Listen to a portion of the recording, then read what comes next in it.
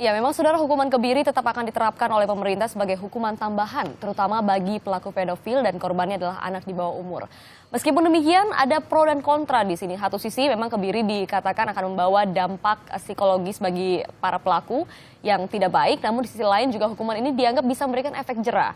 Apakah sudah tepat pemberian hukuman tambahan kebiri ini dan akan menekan angka kejahatan seksual yang sudah memprihatinkan di Indonesia? Kita akan membahas lebih lengkap bersama dengan kedua narasumber kami. Dan Anda juga di rumah dapat berpartisipasi dalam line telepon yang kami buka di 021 5366 1222. Selamat pagi, kami sapa dulu Pak Susanto, Wakil Ketua Komisi Perlindungan Anak Indonesia, dan Ibu Azriana, Ketua Komnas Perempuan. Selamat pagi. Selamat pagi.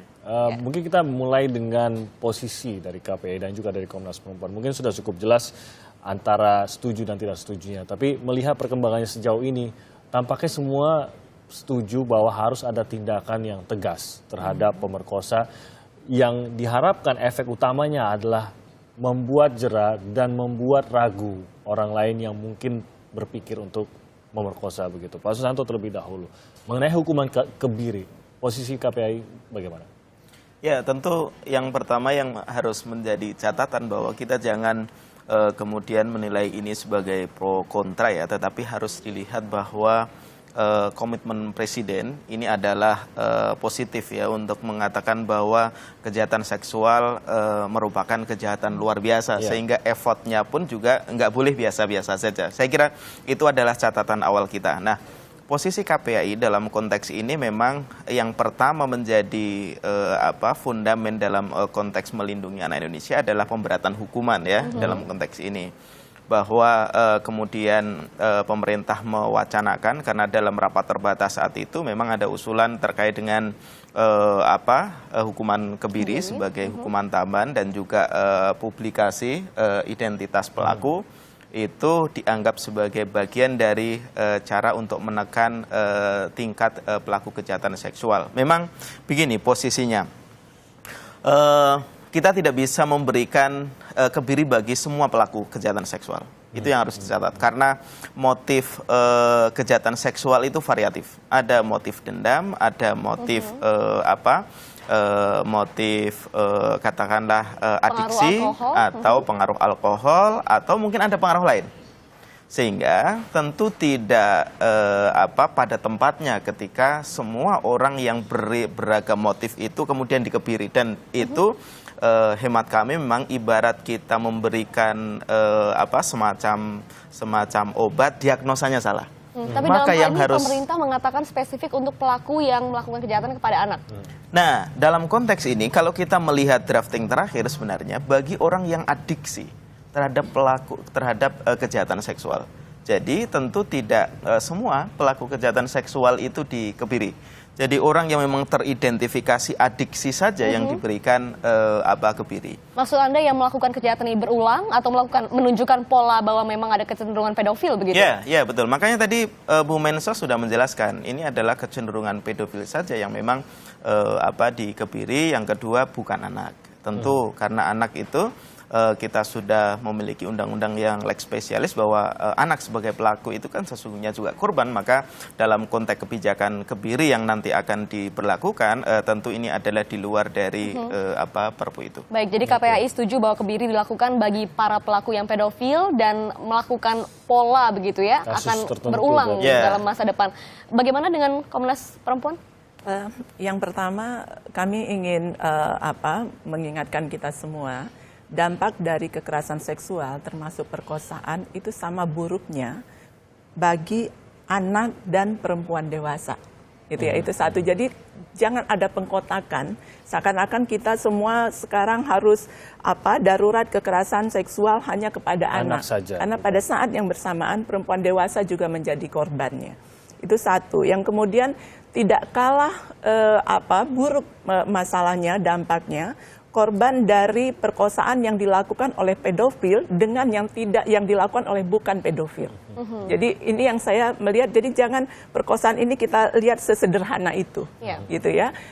Itu yang pertama. Yang kedua, kami Komnas Perempuan memang menyampaikan keberatan kami terhadap hukuman kebiri ini.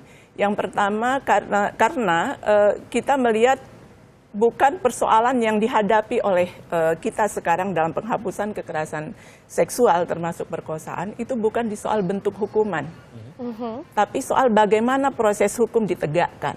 Ya. Gitu ya. Jadi seperti tadi disampaikan, kita punya ancaman hukuman 20 tahun, punya ancaman hukuman seumur hidup.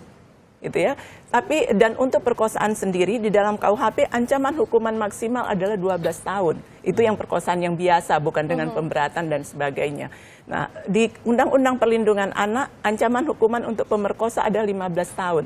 Tapi mari kita lihat hampir tidak ada satu kasus perkosaan pun yang dihukum seperti itu. Hukum maksimal maksudnya ya, Hampir dan tidak kemudian ada. belum remisi, belum pengurangan dan Iya, lain sebagainya. kita lihat saja kasus terakhir yang korbannya begitu banyak di Kediri. Iya. Hukumannya 9 tahun. Oke. Itu anak. Harusnya 15 tahun untuk biasa. Apalagi kalau sekarang ada proses trafficking di dalamnya dan segala macam, harusnya dia bisa dengan pemberatan, tapi malah dengan hukuman yang biasa pun itu tidak mencapai Itu angka yang membuat maksimal. bertanya harus separah apa lagi untuk mencapai Itu hukuman jadi maksimal menurut gitu. saya kita sekarang bukan sedang berhadapan dengan persoalan tidak ada bentuk hukuman yang menjerakan, tapi bentuk Oke. hukuman yang ada pun belum diterapkan Oke, secara maksimal. hukumannya ada, hukuman maksimalnya ada. Apa menurut analisa dari Komnas Perempuan, kenapa sampai sekarang aparat penegak hukum kita tidak merasa bahwa sudah sampai level yang Komnas Perempuan merasa ini sudah sangat parah, tapi ternyata secara hukum dilihat belum separah itu, buktinya tidak menerima hukuman maksimal? Iya, jadi menurut saya pernyataan Presiden bahwa ini kejahatan luar biasa yang harus ditangani secara luar biasa juga, itu harus menjadi menjadi pendorong institusi aparat penegak hukum untuk serius menegakkan hukum dalam dan juga institusi yang menangani pemulihan korban untuk bisa serius melakukannya.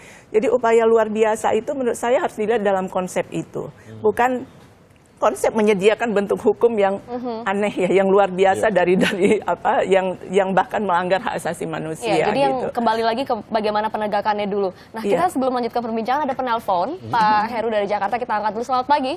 Selamat pagi Kompas. Selamat Pak pagi. Heru. Indonesia. Pertama miris memang ya mengenai perilaku seksual terhadap anak-anak di Indonesia ini. Kemudian timbullah dari beberapa masyarakat untuk mengedepankan atau mengutamakan efek jera berupa kebiri dan hukuman maksimal. Nah, kemudian yang menjadi pertanyaan kami sebagai masyarakat yang kehidupan sosial ini beragam dari ekonomi, pengetahuan sosial, apakah dengan kebiri itu efek jera dapat tercapai? Dan saya meyakini, kami yakin tidak akan tercapai. Karena apa? Lihat dari website draft kebiri itu hanya 2 tahun, 3 tahun. Analoginya gini, saya sebagai seorang perokok, dan saya berhenti oleh sistem dengan suntikan untuk menghentikan kandungan saya dengan nikotin. Kemudian 2 tahun kemudian saya dibebaskan. Apakah itu menjadi jera? Oh tidak, saya berkeyakinan akan menambah logisnya akan makin nambah karena 2 tahun ini dia dikungkung. Tadi lagi, riset tidak pernah mengatakan baik di luar negeri maupun dalam negeri bahwa kebiri itu akan menghilangkan, tidak pada saat kebiri iya, tetapi setelah kebiri selesai akan menambah keinginan libidonya, itu satu. Baik, terima kasih Pak Heru informasi dan juga mungkin sedikit pernyataan dari Anda, nanti akan kami tanggapi. Sebelumnya kita jeda dulu, Pak Selamat dan juga Mbak Riza. Kita masih menerima telepon dari Anda bisa menghubungi kami untuk juga terlibat dalam perbincangan pada hari ini. Anda bisa menghubungi kami di nomor 021 5366 1222. Kami akan segera kembali.